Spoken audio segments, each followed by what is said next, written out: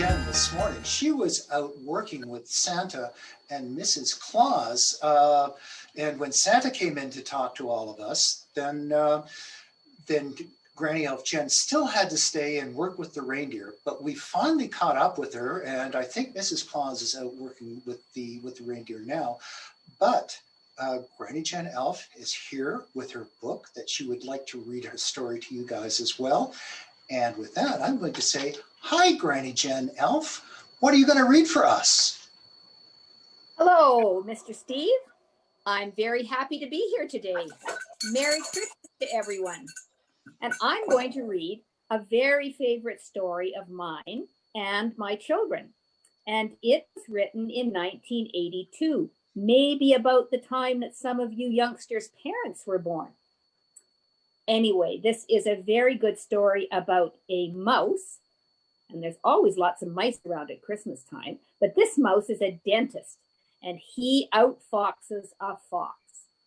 So this is the story. It's called Dr. Desoto. You can see a picture of him there in the middle. Dr. Desoto by William Steig. Dr. Desoto, the dentist, did very good work. So he had no end of patients. Those close to his own size, moles and chipmunks and mice, etc., they sat in the regular dentist's chair. Larger animals, like horses and cows and dogs, they sat on the floor while Dr. Desoto stood on a ladder. And I'll just give you a quick show of what that would look like. There is Dr. Desoto on his ladder with his wife. For the large animals, though, he had a special room. There, Dr. Desoto was hoisted up to the patient's mouth by his assistant, who also happened to be his wife. Dr. Desoto was especially popular with the really large animals. He was able to work right inside their mouths, wearing rubber boots to keep his feet dry, and his fingers were so delicate, and his drill so tiny, they could hardly feel any pain. But being a mouse, he refused to treat any dangerous animals to mice, and it said so on his sign outside his office. When the doorbell rang, he and his mouse wife would look out the window. What do we see? They wouldn't admit even the tiniest looking cat.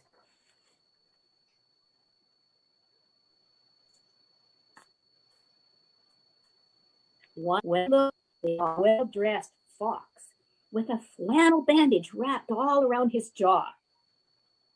Dr. Desoto says, "I cannot treat you, sir." "Sir, have you read my sign?"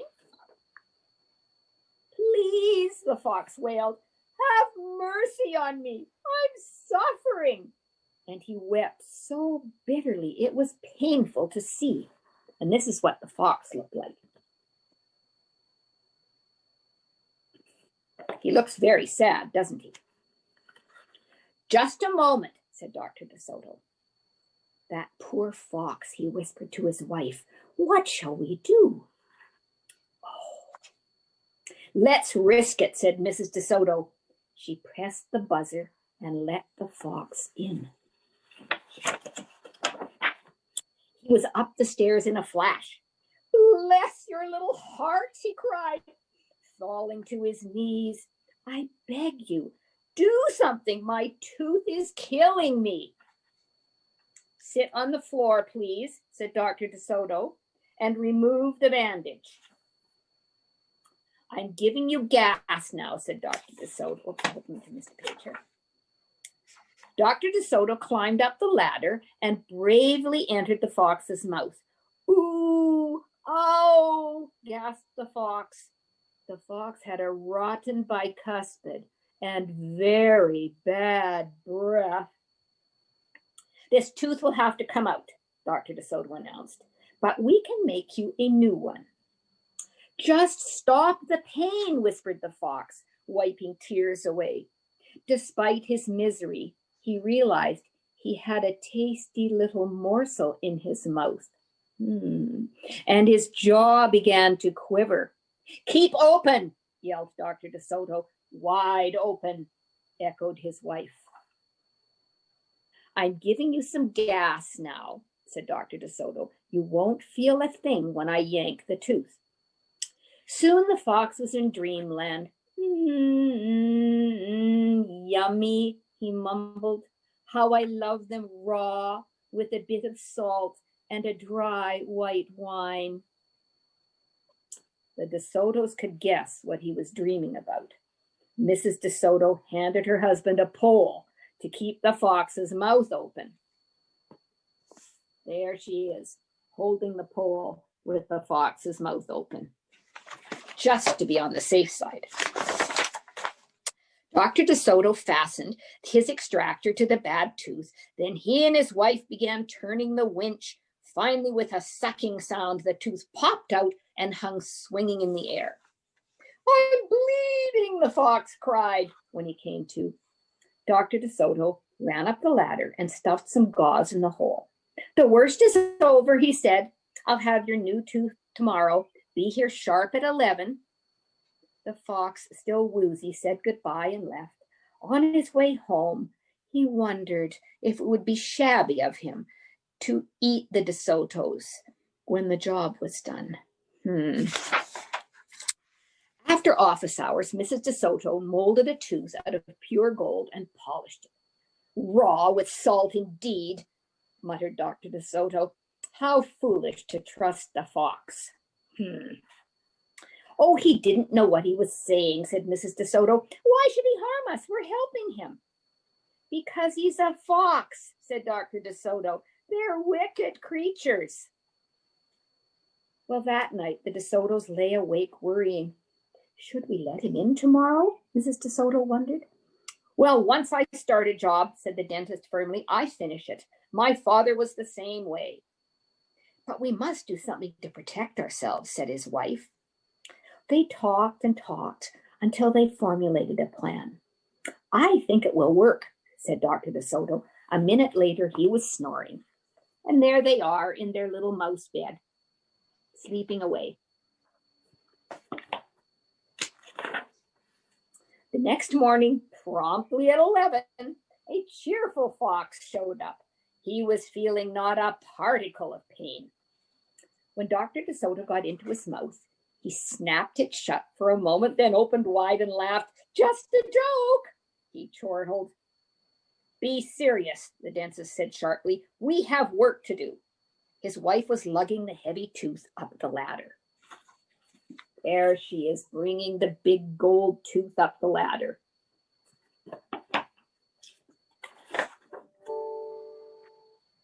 "Oh, I love it," exclaimed the fox. "It's beautiful."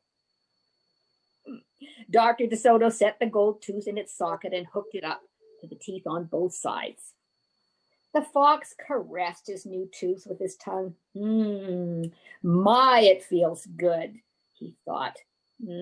I really shouldn't eat them. On the other hand, how can I resist?" "We're not finished," said Dr. Desoto, holding up a large jug. "I have here a remarkable preparation developed only recently by my wife and me. With just one application, just one, you can rid yourself of all toothaches forever.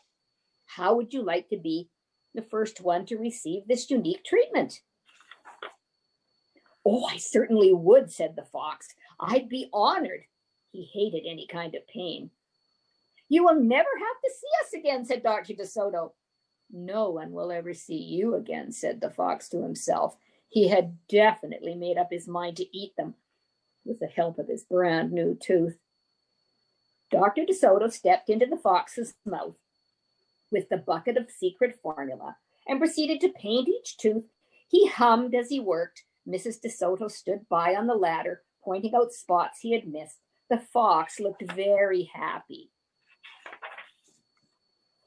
There's the fox looking really happy about getting that new procedure. When the dentist was done, Dr. Desoto stepped out. Now close your jaws, Mr. Fox, really tight, and keep them closed for a full minute. The fox did as he was told. Then he tried to open his mouth, but his teeth were stuck together. Oh, excuse me, I should have mentioned, said Dr. Desoto. You won't be able to open your mouth for a day or two.